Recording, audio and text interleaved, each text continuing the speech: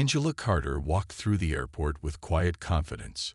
Her steps were calm, her head held high. She wore a simple black suit, elegant but not flashy. Her carry-on bag rolled behind her smoothly. People noticed her, but most didn't know who she was. She wasn't just any passenger. She was the CEO of one of the biggest tech companies in the world. She had built it from the ground up.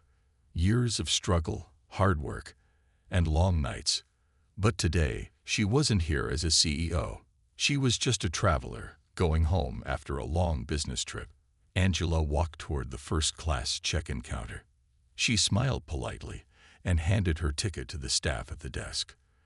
The young man behind the counter looked at her, then looked down at her ticket. His eyebrows raised slightly. He glanced at his colleague, who gave him a small smirk. Angela noticed the look. She had seen it before. Just then, a tall white man in a suit came and stood behind her in line. He gave a friendly nod to the staff. "Good afternoon, Mr. Reynolds," one of the airline staff said quickly, with a big smile. "First class again today, I see. Let me take care of that for you right away." They walked around the counter and helped Mr. Reynolds with his bag, guiding him toward the priority lane. Angela stood there, still waiting, still holding her ticket. She cleared her throat gently. "Excuse me," she said. "Is there a problem with my ticket?"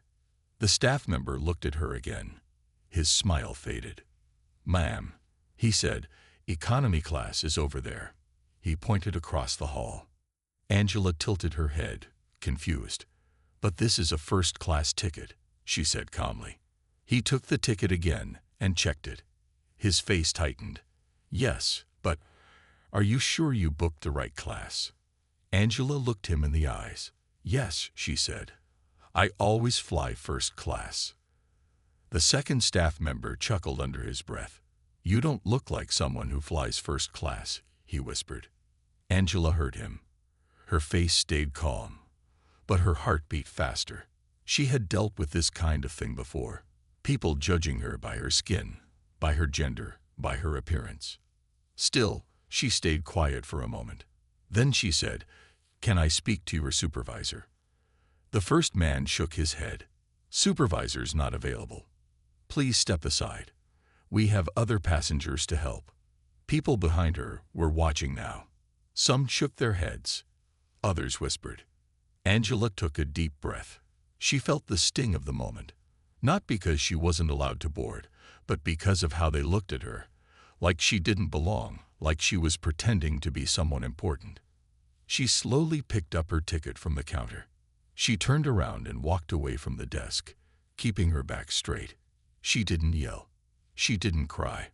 She stopped near the large window by the side of the terminal. Planes moved across the runway. The sound of announcements echoed through the building. Angela reached into her coat pocket and pulled out her phone. She pressed one button. The phone rang once. Then a voice answered. "Yes, Ms. Carter. I need you to start the process," she said softly. "Send the email. Make the call. I'll explain the rest later." "Yes, Mom." She ended the call. Her face was calm.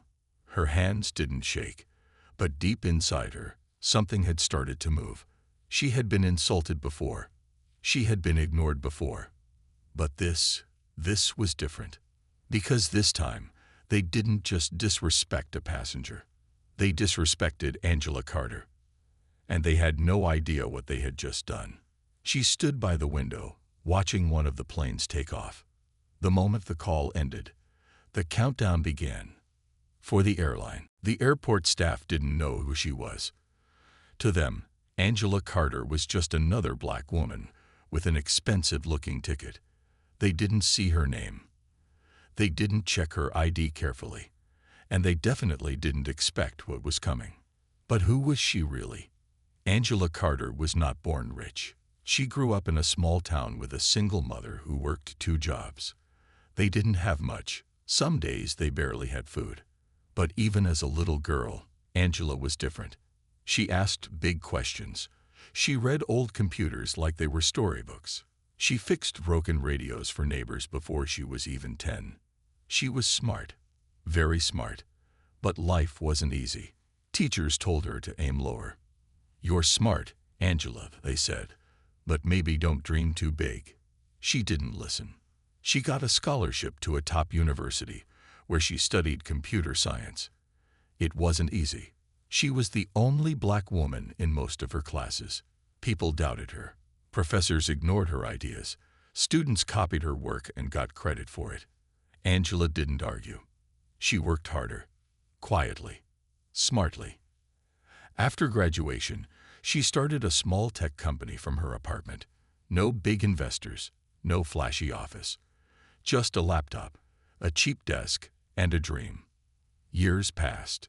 That small company, it became one of the most powerful AI and software firms in the country.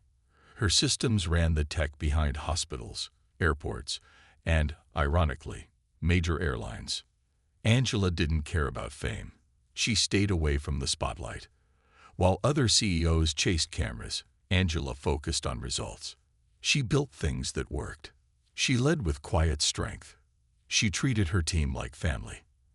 And in return, they followed her with loyalty. In the business world, Angela Carter was a name people whispered with respect. She wasn't loud, but she was powerful. She didn't brag, but when she moved, people noticed. So when Angela made that phone call at the airport, she didn't need to shout. She just gave the order. Back at her company's headquarters, her assistant Jamal received the message. He had worked with her for years and knew that tone in her voice. No anger, no panic, just action. Jamal quickly called the legal team.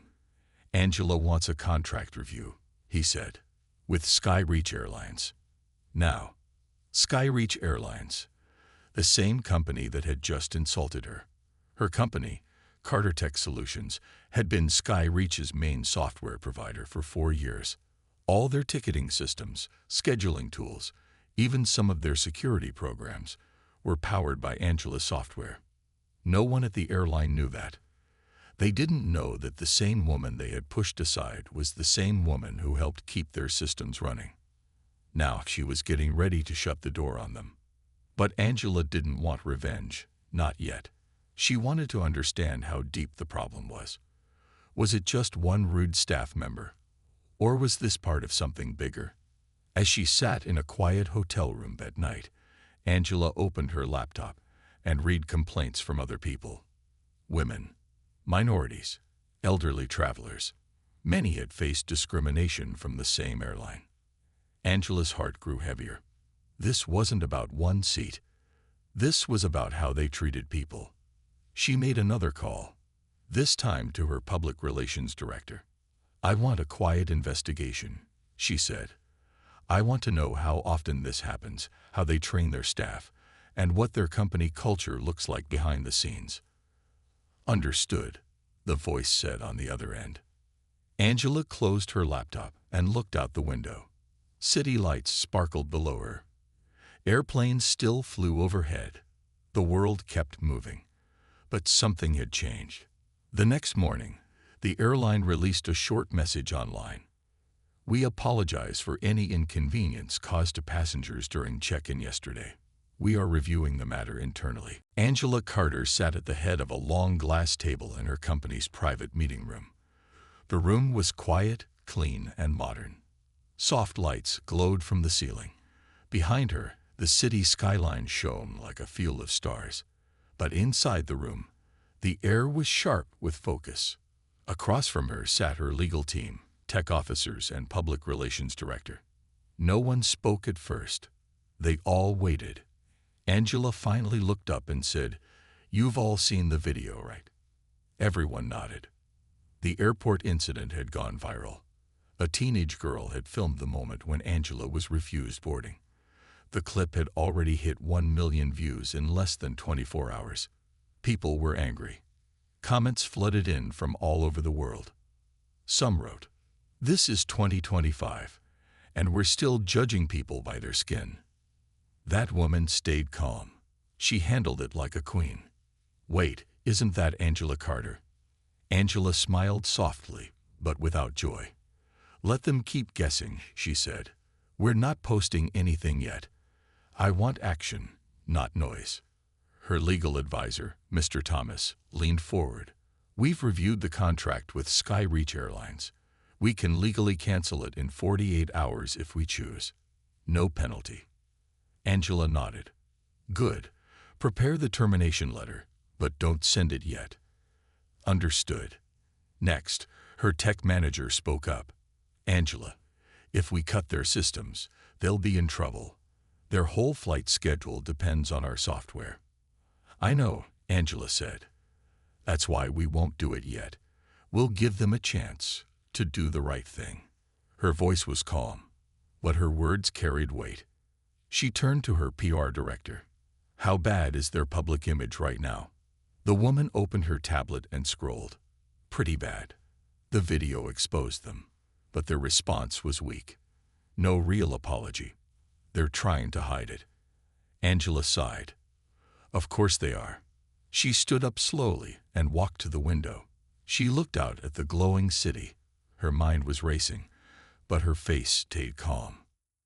Most people, after such humiliation, would post a long message online, cry on TV, demand attention. Angela did none of that, because Angela understood power. She didn't need to shout. She didn't need to curse. She had something stronger, influence. People listened to her. Companies followed her. Even governments respected her work. And right now, the airline had no idea who they had insulted. She looked back at her team. We're not just dealing with a rude employee, she said. We're dealing with a company culture that thinks some people don't belong in first class.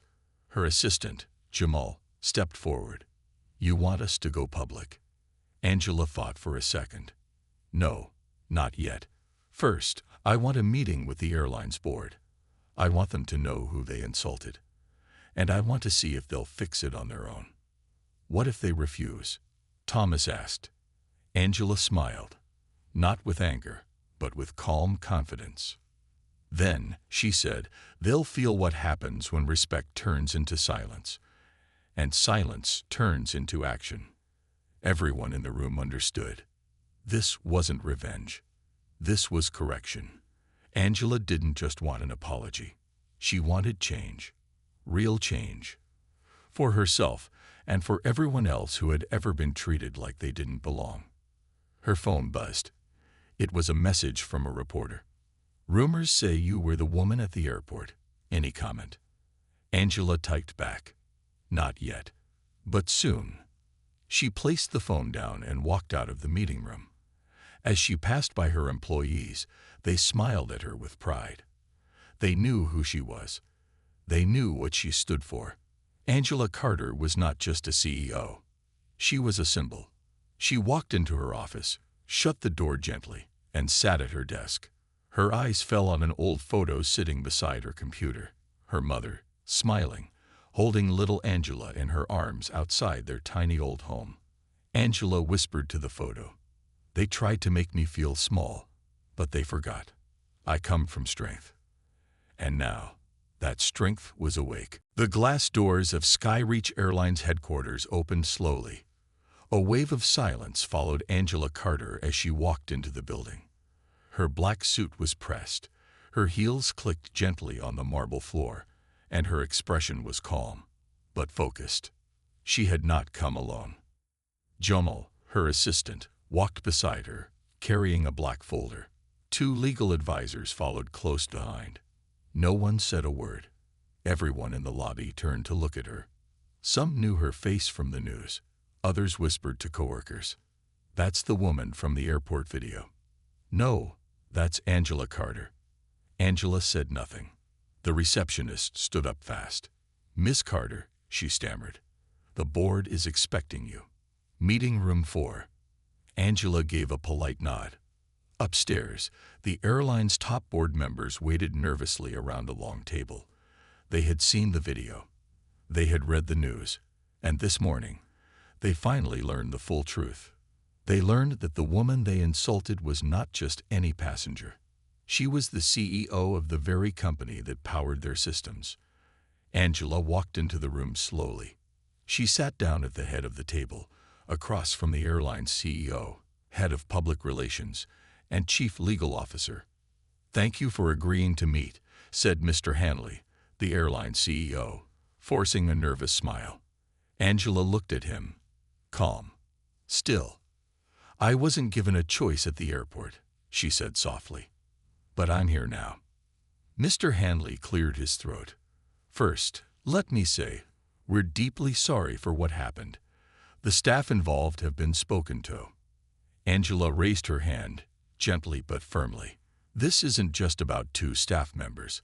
This is about your entire culture. This is about what you believe when no one is watching."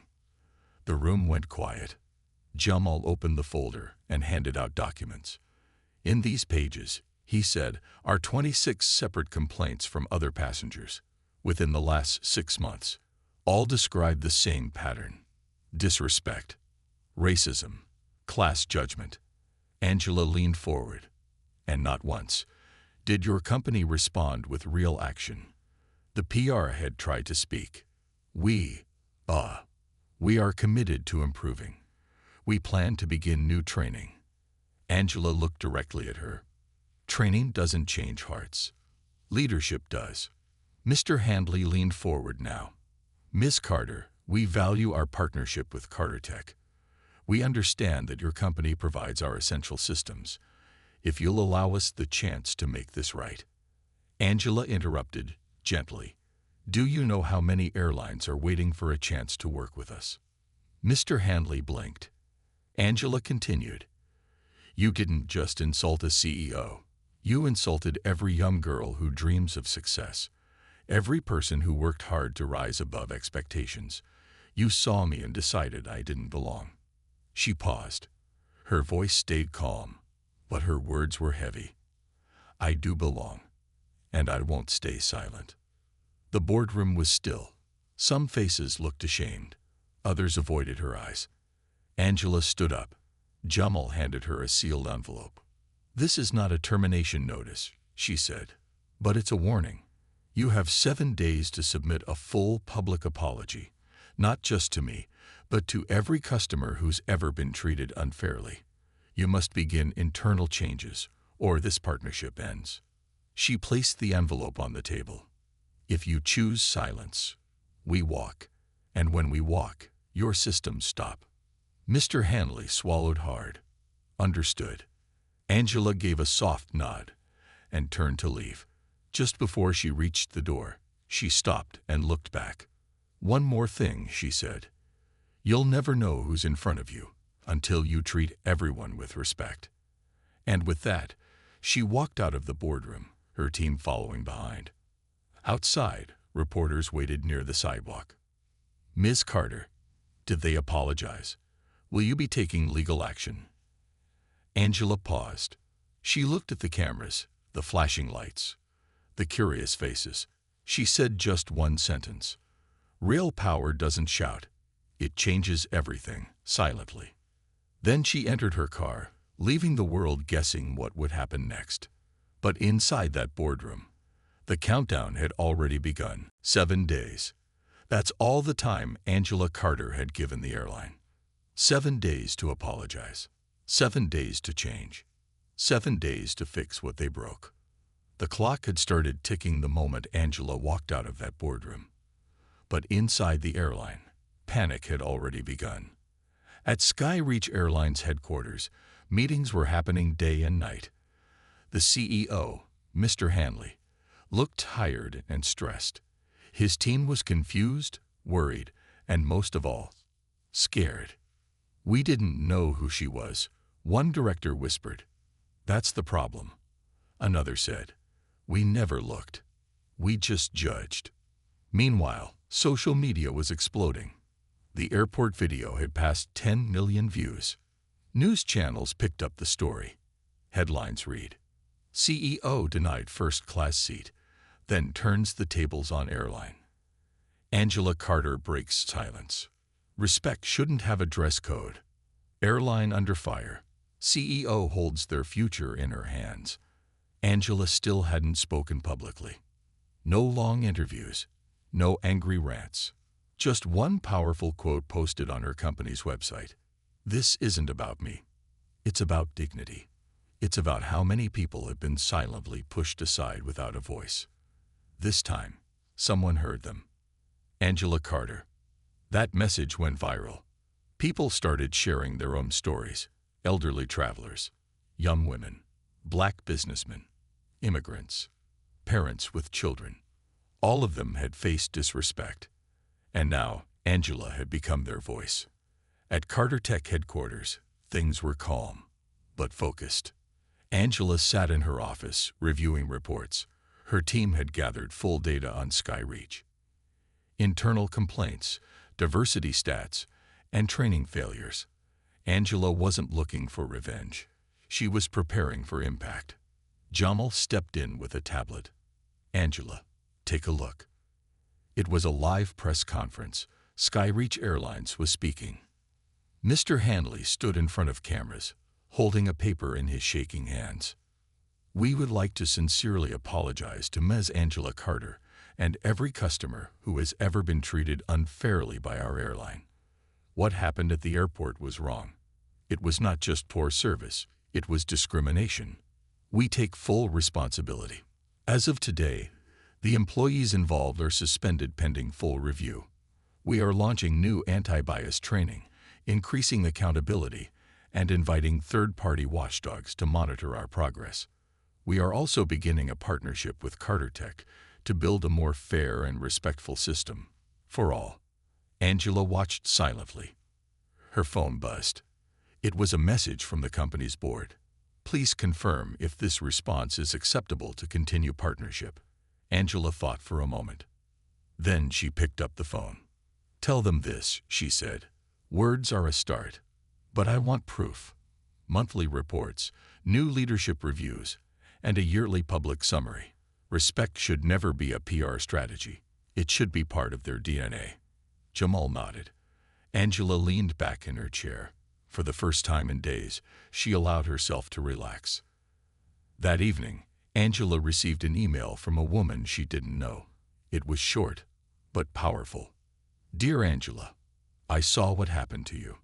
Last year, the same airline made me feel like I didn't matter. But you stood up. You didn't yell. You led. You gave us hope. Thank you. Angela stared at the message for a long time. Then, quietly, she smiled. Because now, this wasn't just her story anymore. It belonged to everyone who had ever been judged and stayed silent. And now, they knew they weren't alone. It had been only 3 days since SkyReach Airlines gave their public apology. But the world was already reacting. Angela Carter didn't post another video. She didn't give interviews. She didn't attend talk shows. She didn't need to. The world was talking for her now. People from every walk of life started sharing their experiences. A young boy from London wrote, "They said I couldn't sit near the window because kids like me make noise. I stayed quiet, but now I wish I had spoken up." A nurse from Brazil posted, "I used to think being invisible was normal, until I saw Angela Carter stand tall." Across the internet, people began using a new hashtag. Hashtag #IamFirstClass. The movement was spreading fast. It wasn't about airplane seats anymore. It was about worth, respect, and equal treatment. Angela Carter had become more than a CEO. She had become a symbol. Back at Carter Tech, Angela walked through her office halls, quietly observing her staff. Everyone was working harder than ever, but their faces were brighter. There was pride in their steps. She passed a small group of interns. One of them, a girl in a purple hijab, looked up and smiled nervously. Angela smiled back and gave her a small nod. That girl would never forget that moment. Inside her office, Jamal was waiting. "Angela," he said, holding his tablet, "you won't believe this." He showed her the news. 3 major airlines had contacted Carter Tech. They wanted to switch providers, dropping their old systems and requesting meetings with Angela's team. "Why?" she asked, even though she already knew. Jamal replied, "They said they want to work with a company that stands for something." Angela nodded. Slowly, quietly. This wasn't about power. This wasn't about profit. This was about presence. Her silence had spoken louder than 1,000 speeches. Meanwhile, Skyreach Airlines was undergoing big changes. Their staff meetings looked different now. New speakers were brought in. Anonymous feedback was allowed. Policies were rewritten. But not everyone inside the airline was happy. In a small office, 2 senior managers sat whispering. "This is all because of one woman," said one. The other replied, "No, it's because of one moment." And the world saw it. They fell silent. They both knew it was more than that. Angela Carter had not destroyed the company. She had saved it from itself. That evening, Angela received a call. A soft voice on the other end said, "Ms. Carter, this is Emily Rogers. I'm the flight attendant who tried to stop what happened that day." Angela remembered her, the young woman who had stepped forward, but was ignored. "I wanted to say, I'm sorry I didn't do more. I was scared I'd lose my job." Angela listened. Emily continued, "I just want you to know. I quit, and I'm starting a training center to help airline staff understand passengers better, especially ones like you." Angela said nothing for a moment. Then finally, she smiled. "I'm proud of you, Emily. It's never too late to choose what's right." Outside, the city lights flickered. Angela sat at her desk and looked out the window. The sky was calm. But the world below was moving, talking, shifting, changing. She leaned back in her chair and thought about that day at the airport. The smirks, the insult, the shame, but also the choice she made after. She didn't scream. She didn't fight. She walked away and made one quiet call. And that one call had shaken an entire system. 3 weeks later, the world had changed, but not in loud, flashy ways. Quiet things had started happening. Airports began adding more training for their staff. Companies posted signs about respect and dignity. Airlines reviewed their policies. People who had stayed silent for years began to speak up. And all of this had started with one moment, one woman, and one powerful decision. Angela Carter stood at the airport once again. Same city, same airline, same terminal, but everything else was different. This time, there were no stares, no questions, no whispers. When she reached the first-class counter, the staff stood up straight with calm, respectful faces. "Good afternoon, Ms. Carter. Welcome back. May I check your ID, please?" Angela handed her passport. The staff scanned it and looked up. "Everything is in order. You may board whenever you're ready." Angela smiled. It wasn't pride. It wasn't revenge. It was peace. As she walked toward the boarding gate, she passed the same carpet where she had once been stopped, the same hallway where people had laughed. But today, no one laughed. And then she heard a voice. "Miss Carter." She turned around. It was a young black girl, maybe 16, standing with her parents. She held a small notebook in her hand and looked nervous. "Sorry to bother you," the girl said softly. "I just wanted to say thank you. Because of you, I know I can be more than what people see." Angela smiled and walked over. She bent down slightly so she was eye level with the girl. "You already are," Angela said. "Don't wait for someone to give you a seat. Build your own plane if you have to." The girl beamed. Angela signed her notebook and walked away, her heels clicking softly on the floor. Inside the plane, Angela settled into her first-class seat. The windows were wide. The air was quiet. A kind flight attendant came by. "Can I get you anything to drink, Miss Carter?" "Just water, please," she replied, smiling. As she looked out the window, the engines began to hum. The plane was about to move. Angela closed her eyes for a moment. She didn't think about the insult anymore. She didn't think about the video, the meeting, the headlines. She thought about the young girl, the new movement, the voice she had become. Jamal texted her. "Just confirmed. 3 more airlines signed with Carter Tech today. Angela smiled. Her company had grown. But something bigger had grown too. Respect. As the plane took off, Angela felt no anger, no pain, just strength. She remembered something her grandmother once said.